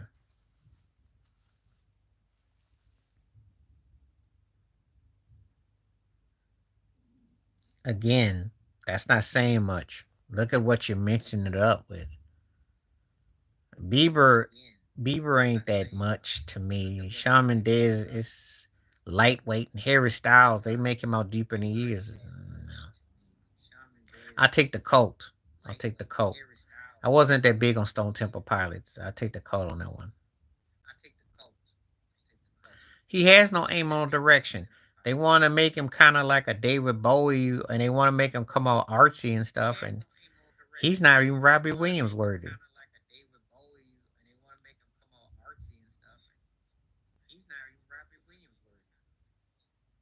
He's an overrated jive turkey who ain't got no personality and got some stiff music and no direction.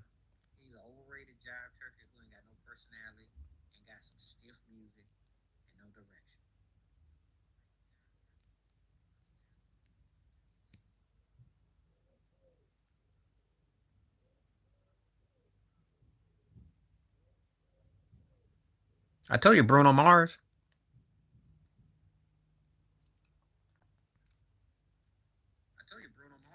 Find me somebody that's touching Bruno Mars.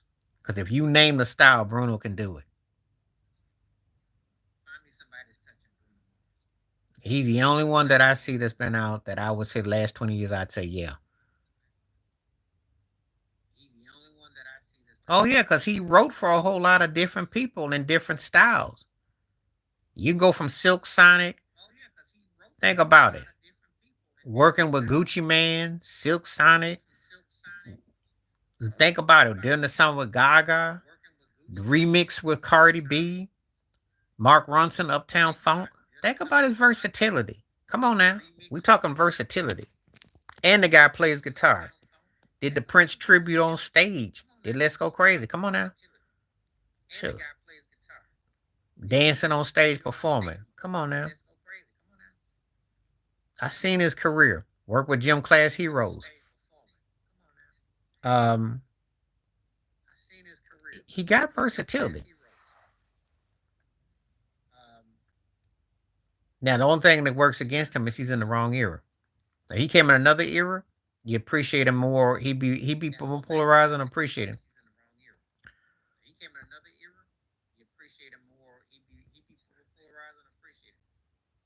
There could be worse things you could be called.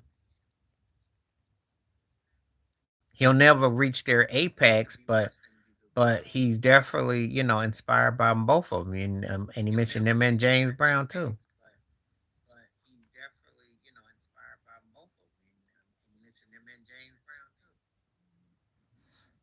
So he's the only one that I sense and listen to that I think, okay, this cat, because he versatile, he keeps a hit, and you can kind of like, you know,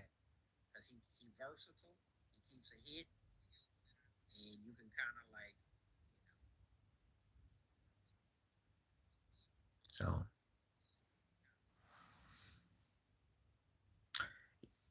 well, I'm gonna tell you a story about Bruno. When he first came out, this story came out in 2004. They told him, the record company told him that if he wanted to work for write songs for a white, blonde, blue-eyed artist, they would balance him. They didn't think he could make it. That's what they told him in '04. It was 21 years ago.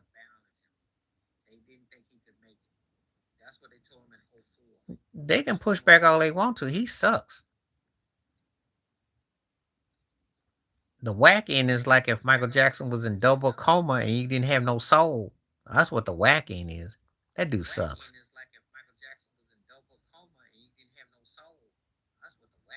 He sucks. He's one of the worst I've seen.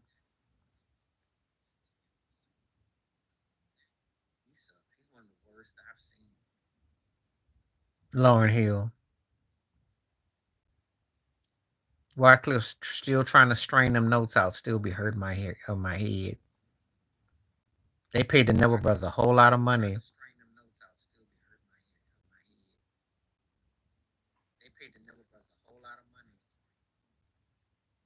None, except for I Can't Feel My Face. That's the only one that was halfway decent. And that's about cocaine, so I laugh. He sucks, man. He sucks. Just live with it. Shoot. I don't go along Eagles. He sucks. Boring dude.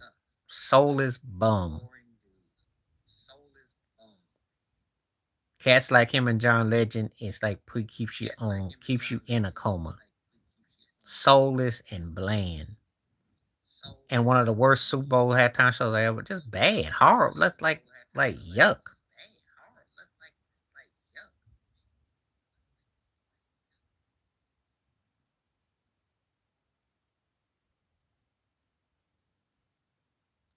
I don't do go along, get along. So, and when you trying to entertain me, especially, oh yeah, you gonna definitely have to hit him.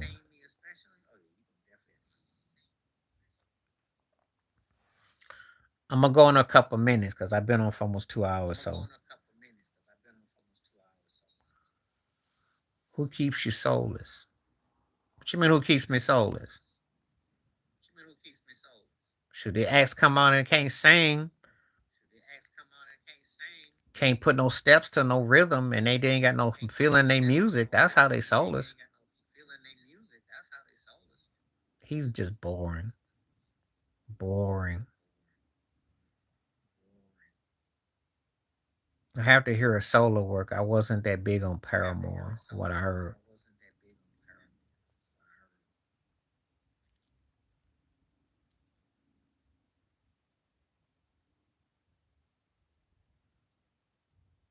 No, I don't mess with the whacking. Heartbreak Hotel. Even though, I will tell you, When You Remind was probably the first great Prince song that he wrote.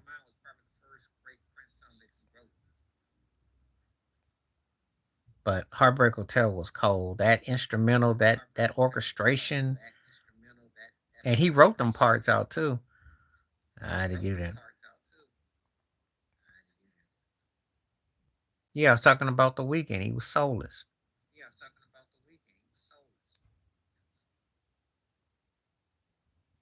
And I don't mess with soulless jive turkeys, especially when you get crossover appeal and all that hype. And I have to sit there and watch you, and you just like, oh, I'm like bland. But I'm not surprised. That's what the industry wants. They put money on constipated cats, and they expect you to like just clap.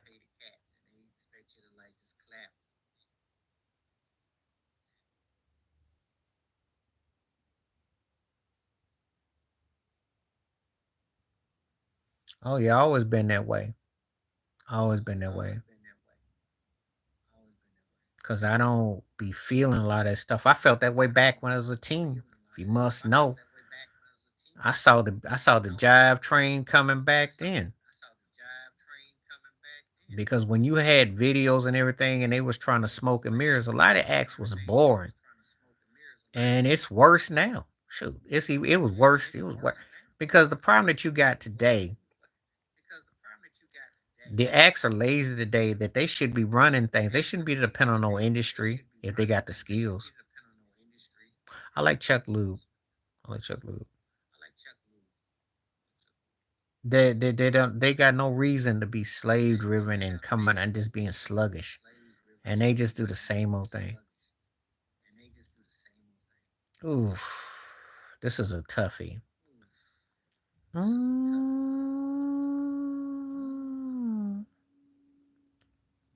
it's close by a pinky, by a small, small, small, small amount.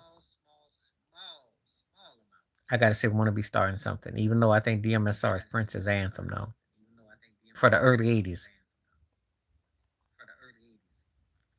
No, because they glorify anything today.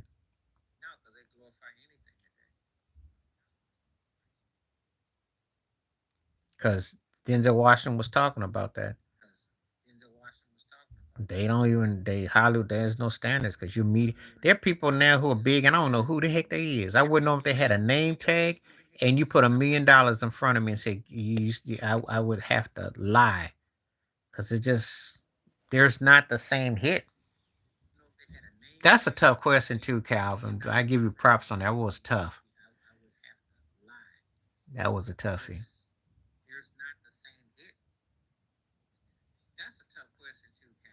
Oh yeah, cause Sexy Red sucks, and she ain't sexy either.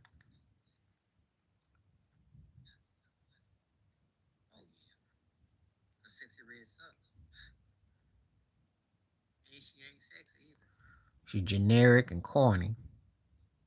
And that's what they do. Lady in my life.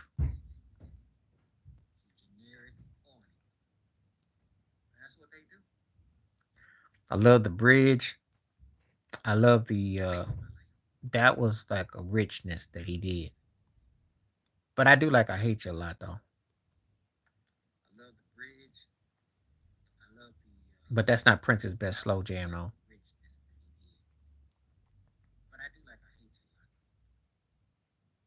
I like how he took the drums from he took the drums from I Hate You from Baby from the For You album. That's where he took those drums from. Why do you think this shit phrase up? Because once the computers and the video imagery of the 80s they took from the past, Milli Vanilli thing almost happened 40 years ago. So they used a lot of that to future what you see. This ain't nothing new.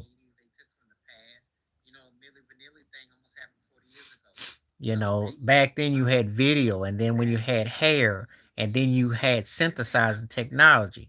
So they started it then to what you get today. These things aren't by accident, they didn't just happen overnight. And then you had sampling and looping, all that stuff has been in the works. You know, they've happened in the past, they just didn't have the full, but they've always had a way of doing these things to manipulate. And it was producer driven in the 70s. It was singles artists in the 60s, producer driven with disco and the beats.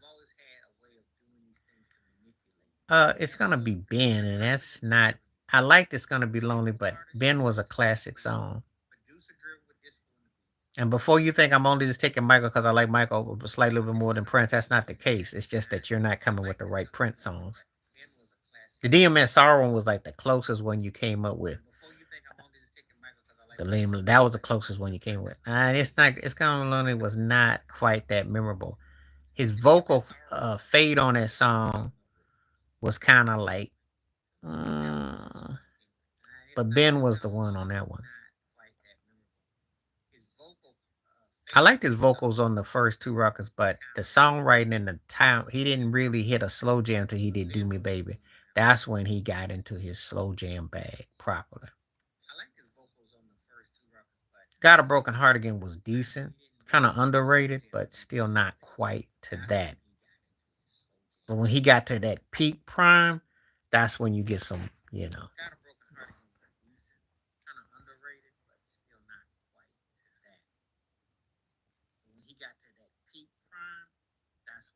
But see, Prince would have a hard time making it today if he came out because they would have want him to hit like he did with Controversy, at least Dirty Mind Controversy on what they wouldn't have gave him two records to kind of feel itself out. That was the beauty of coming along when I came along when I did. You got to get albums to come out artists with two or three albums and find yourself. They don't do that today. They don't do that today.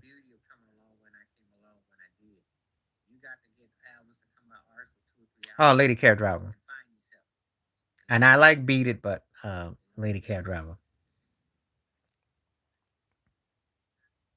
Beat It was great, but Lady Cab Driver is good.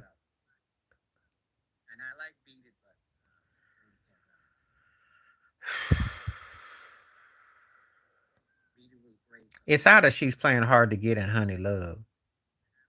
So, but I probably will say she's playing hard to get. It's close. Cause I like the vocals on that.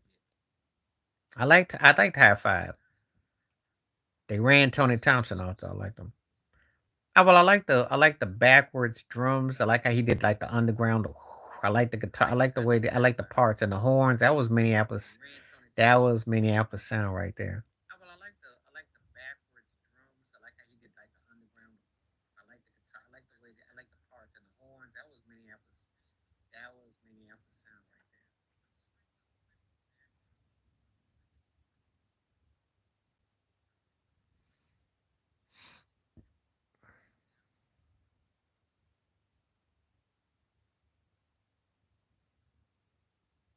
Yeah, that's what I said. And it's and again, I like the high five harmony.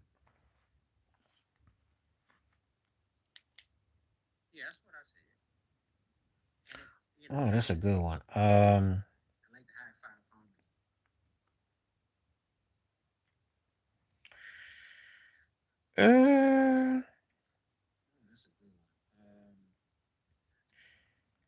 I'm going to have to go with If I Was Your Girlfriend, but I'm gonna say that the way you made me feel is more iconic. But I gotta If I Was Your Girlfriend, especially like I listen to you way you made me feel more. I like the vibe of it more, but If I Was Your Girlfriend hit. That was the cut. Twisted in the blowout. Now that was a close battle. This next one ain't close. I'm taking Twisted. Johnny Gill had the better vocals, but Twisted was the better song. That's the last Keith Sweat song I did. No, it's Keith. It's Keith. Keith had better songs than Johnny did. I don't even. There You Go was a decent song, but he already hit his apex with My. No, no. And I watched Boomerang about a week or so ago, but no. Well, if you didn't follow to then, that was 30 plus year career. You know, Keith, I did get that live. There was that live CD he came up with back in 07, 08. Mm-hmm. He went platinum with that. So,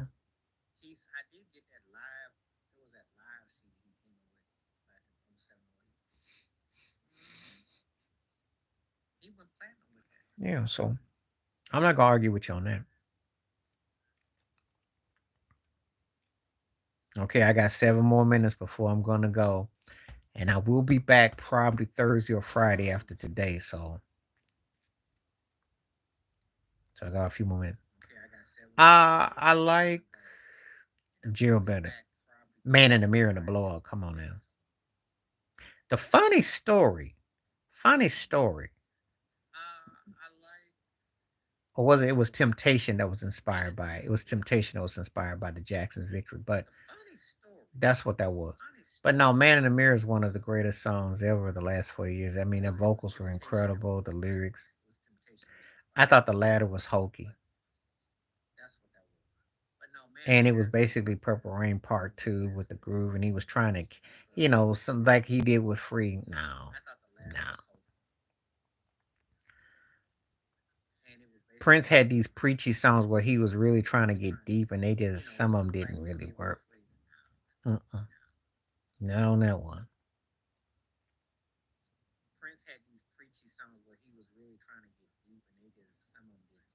Some of them sunk, but Man in the Mirror was yeah, that was. Because I like what Michael did on live at the Grammys with that.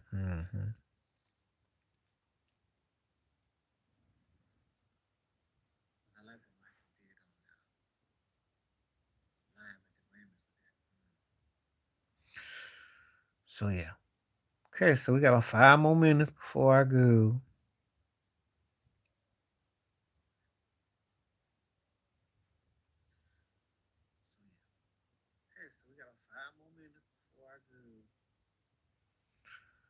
Oh, Housequake. That's not even funny.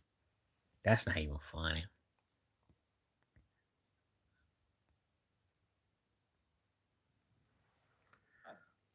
And the reason being is because Michael's Dangerous track, which he took the drums from Word Up and the Fine Young Cannibals, he used that beat, but it didn't have no groove. It had a nice synth bass. I like how it layered, but it didn't really go nowhere.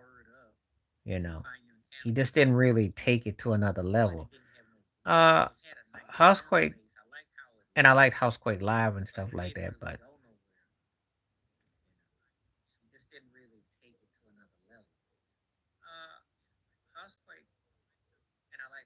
I think you're going to Janet though.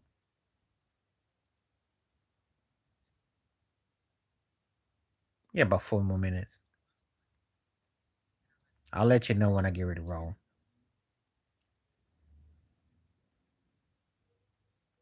Now you know there's a way to get you some Prince points if you mention some whack Michael track. And Dangerous was undercooked. You must have wrote something quick. Oh, I get so I get lonely. Oh, ironically, ironically, I like that's one of my favorite Beyonce songs, but that's because it sounds like Jonathan Butler's Lies, and I like Anita Baker's Angel.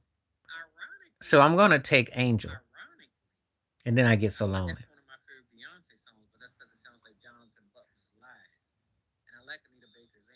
So I'll take Anita Baker Angel. Cause I get lonely was just like a get so lonely was like a rethread of like actually Boney James did a nice remake of I get so lonely. It's a remake of Janet's Slow Cuts. She had done two or three better. She just got into the groove. It's a decent vocal track, but it's not better than those two. It's not better than those two. I don't care for. I'm sorry. She's got a good. She's got a better voice. She's got a better voice than both of them. She can actually. She emotes better than Janet, and she's got a fresher tone. Oh, you know I gotta.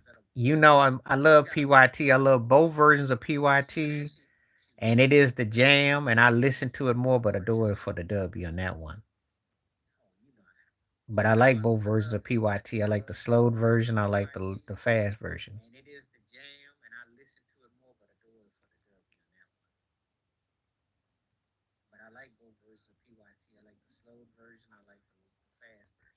I listen to PYT more, but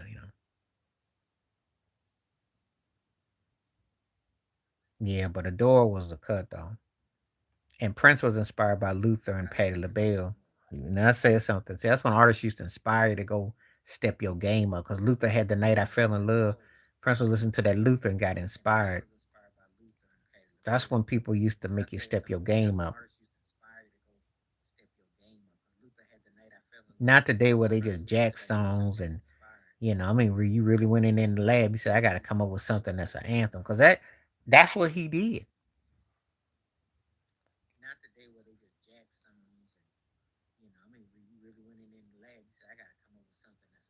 People made you step your game up. People made you step your game up.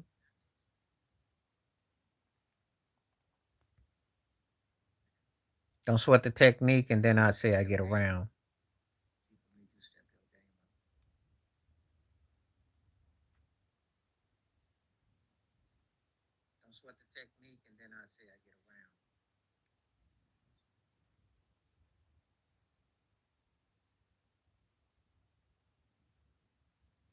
And I like LL Cool J. He's one of the top, he's one of my 3 or 4 greatest rappers ever, but not in that conversation, not for that. Yeah, Don't was tight. A little that back then. Rakim is probably my favorite rapper ever.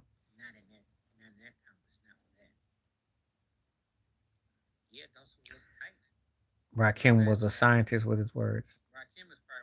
For fun. I did like Ain't Gonna Hurt Nobody.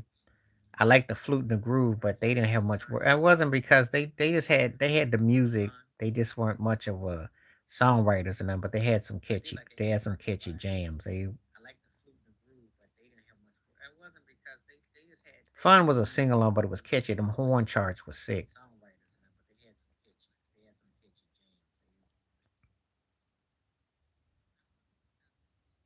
Okay, okay, I got time for one or two more before I go.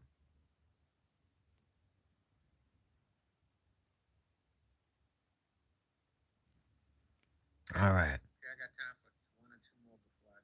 And I appreciate when it came through and thank you as always. You're gonna start MC Hammer, you're gonna bench Kid and Play, and you're gonna cut Crisscross. Even though I did think Crisscross got better, but Hammer was a starter. Hammer could take you out by itself. Push was a cold jam. Push, push, bum bum bum. I like they jams. They just didn't. They weren't much of writers, and they didn't. And they did a sing by committee thing, but they could play. They one of the coldest bands I ever heard. They just didn't have no personality. They didn't. No one stood out, but they could play though. I mean, them cats had a distinctive groove,